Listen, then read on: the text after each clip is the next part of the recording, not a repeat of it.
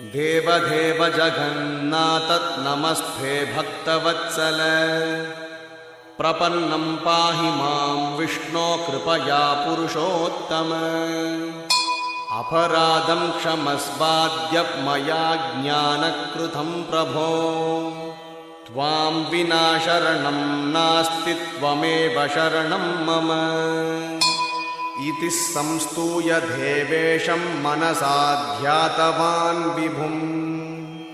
चक्राम्बुजे समासीनं चक्रायायुधभूषणम् चक्रमन्त्राधिदेवेशं चक्रराजमहं भजे सर्वावयवसम्पूर्णम् अष्टबाहुं त्रिलोचनं दंष्ट्राकराळवदनं